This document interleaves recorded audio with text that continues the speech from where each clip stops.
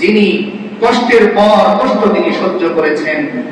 যখন প্রসব বেদনা উঠে মা ছটফট করেন, বরঞ্চ এই কথা বলা হয় যদি ওই মাকে ওই সময় জিজ্ঞেস করা হয় যে আপনার কাছে এই ব্যথা বেশি সহনীয় না মৃত্যু বেশি সহনীয়, সে অবশ্যই এই উত্তর দিবে যে মৃত্যু হয়ে যাক আমার, তবু এই ব্যথা আমি সহ্য করতে পারবো। কিন্তু কি আজীব ব্যাপার, কি ভালোবাসা আল্লাহ তাআলা দিয়ে দিলেন যে এই সন্তানটাকে কোলে নেওয়ার সঙ্গে সঙ্গে মায়ের মুখের মধ্যে হাসি ফুটে ওঠে। এই সন্তানটাকে কোলে নেওয়ার সঙ্গে সঙ্গে মা এই 9 মাস গর্ভে ধরা এই এত কষ্ট করার সব কষ্ট তিনি ভুলে যান।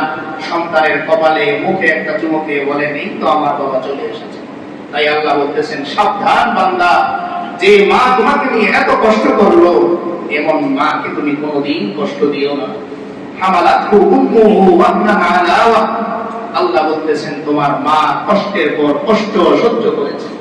শুধু তাই নয়, ওয়াবিসালুহু ফি আমাইন, ও বান্দা লম্বা সময় পর্যন্ত তোমার মা বুকের দুধ তোমাকে খাইয়েছেন।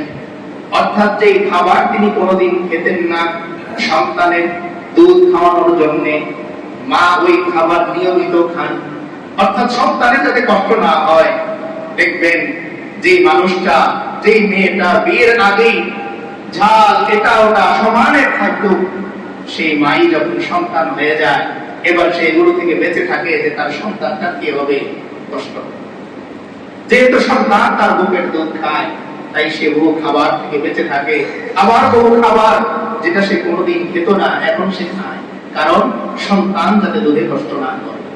তাই আল্লাহ তাআলা বলতেছেন একদিকে তোমাকে গর্ভে নিয়ে তোমার মা কষ্ট করলেন, আবার যখন তুমি পৃথিবীতে আসো ছোট তুমি, কি সুন্দর মা রাত্রে ভিজে যান আর সন্তানকে শুকনো জায়গায় শুইয়ে রাখেন, এক কাপড়ের মধ্যে বারবার বাচ্চা প্রস্রাব করে দেয়, তবুও মা সন্তানকে কি করেন পরিষ্কার করেন আর নিজে ভিজে জায়গায় শুয়ে থাকেন।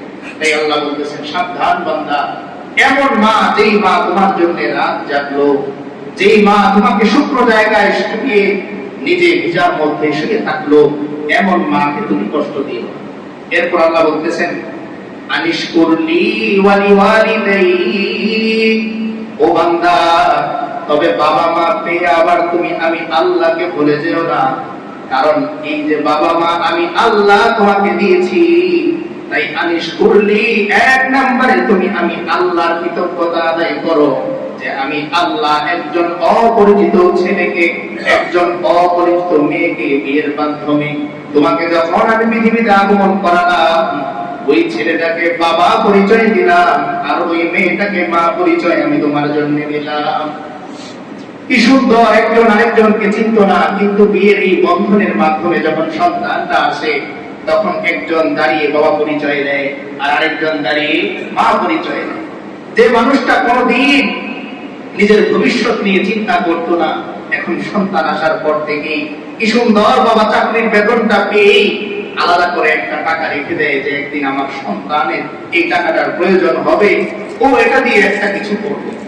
বাবার বহু জিনিস খেতে মনে চায়, মানি ব্যাগ খোলেন দেখেন যে আমি যদি আমার প্রয়োজন পুরো করি আমার ছেলের খেলনাটা হবে না। থাক, জীবনে তো বহু কিছু আমি ভোগ করলাম, এখন থেকে না হয় আমার ছেলে কি করবে ভোগ।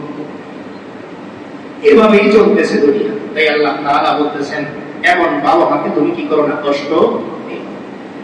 তো এক নম্বরে আল্লাহ তাআলা যখন ইহসানের কথা বললেন বলি আবার বান্দাকে স্মরণ করিয়ে দিচ্ছেন যে ও বান্দা বাবা মা পেয়েছে আবার তুমি আমাকে ভুলে যেও না, কারণ এই বাবা মা আমি তোমাকে দান করেছি। তাই আনিশ করলি এক নম্বরে তুমি আমার শুকরিয়া আদায় করো যে আল্লাহ আপনার প্রতি আমি কৃতজ্ঞ যে আপনি আমাকে একজন বাবা দান করেছেন, আপনার প্রতি আমি কৃতজ্ঞ যে আপনি আমাকে একজন মা দান করেছেন। দুই নম্বরে আল্লাহ বলতেছেন শুধু আমার নয় ওয়ালিওয়ালিদাইক, তোমার বাবা এবং মায়ের প্রতি তুমি কৃতজ্ঞতা আদায় করো। অর্থাৎ বলো বাবা আপনাকে বাবা হিসেবে পেয়ে আমি সন্তুষ্ট, আর মায়ের কাছে যে বলো মা আপনাকে আমি মা হিসেবে পেয়ে সন্তুষ্ট। তাহলে আল্লাহ তাআলা এই ইহসানের কথা বললেন যে একদিকে তুমি আমার কৃতজ্ঞতা আদায় করো যে আমি আল্লাহ তোমাকে একজন বাবা দান করেছি, একজন মা দান করেছি, আর অন্যদিকে তোমার বাবা এবং মায়েরও কৃতজ্ঞতা আদায় করো যে এই মানুষগুলো তোমার জন্য কত কিছু করে। এর পরের যে আয়াত এর সাথে সম্পৃক্ত আয়াতের শেষ অংশ আল্লাহ তাআলা বলেছেন ইলাইয়াল মাসির, ও বান্দা মনে রেখো দুনিয়ায় যদি তুমি তোমার বাবা মায়ের সাথে ভালো আচরণ না করো তাহলে মনে রেখো ইলাইয়াল মাসির, আমার কাছে একদিন তোমার আসতে হবে, আর তখন আমি তোমাকে এর হিসেব না নিয়ে জান্নাত জাহান্নাম তোমাকে আমি দেব না। এই আল্লাহ তাআলা আয়াতের শেষ অংশে বলতেছেন মনে রেখো আমি আল্লাহ তোমাকে ওসিয়ত করলাম, এরপরেও যদি তুমি তোমার বাবা মায়ের প্রতি সদাচারী না হও তাহলে মনে রেখো একদিন তোমার আমার কাছে আসতে হবে, তখন আমি তোমার হিসেব সুন্দর করে এ টু জেড নিয়ে নিব। এরপরে সূরাতুল আহকাফ, এই সূরাতুল আহকাফ 46 নম্বর সূরা 15 নম্বর আয়াতের মধ্যে আল্লাহ তাআলা বলেন একই রকম আয়াত কাছাকাছি ওয়াসাইনাল ইনসানা বিওয়ালিদাইহি ইহসানা। এখানে আল্লাহ তাআলা ইহসান শব্দটা সরাসরি উল্লেখ করেছেন।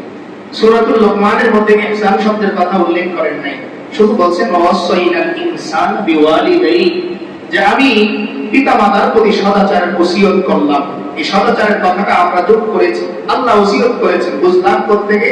সূরাতুল আহকাফের মধ্যে আল্লাহ তাআলা স্পষ্ট করে বলতেছেন যে ও বান্দা, সূরা লোকমানের আয়াত পড়েও যদি তুমি না বুঝো তাহলে শোনো, আমি আবার সূরা আহকাফের মধ্যে বলতেছি ওয়াসাইনাল ইনসানা বিওয়ালিদাইহি ইহসানা।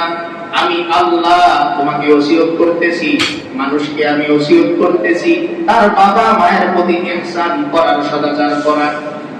এইখানেও আল্লাহ তাআলা আবার মায়ের কথা বলতেছেন। দেখেন হাদিসের মধ্যে একটি হাদিস আছে যে এক সাহাবী আল্লাহ রাসূল সাল্লাল্লাহু আলাইহি ওয়াসাল্লামের কাছে আসলেন, এরপর এসে বললেন যে কোন ব্যক্তি আমার সদাচার পাওয়ার বেশি হকদার? আল্লাহ রাসূল সাল্লাল্লাহু আলাইহি ওয়াসাল্লাম বলেন উম্মুকা, তোমার মা সবচাইতে বেশি হকদার তোমার সদাচার পাওয়ার। তিনি আবার জিজ্ঞেস করলেন সুম্মা মান ইয়া রাসূলুল্লাহ, এরপরে কোন ব্যক্তি? আল্লাহ রাসূল সাল্লাল্লাহু আলাইহি ওয়াসাল্লাম আবার তার দিকে বললেন উম্মুকা, তোমার মা। তিনি আবার জিজ্ঞেস করলেন এরপরে কার? রাসূল করিম সাল্লাল্লাহু আলাইহি ওয়াসাল্লাম আবার উত্তর দিলেন উম্মুকা, তোমার মায়ের। এরপর তিনি থামেননি, আবার প্রশ্ন করলেন সুম্মা মান ইয়া রাসূলুল্লাহ, এরপরে কি? আমি একটু জানতে চাই। এরপরে রাসূল করিম সাল্লাল্লাহু আলাইহি ওয়াসাল্লাম বললেন আবুকা। 4 নম্বরে কার কথা বললেন? বাবার কথা বললেন।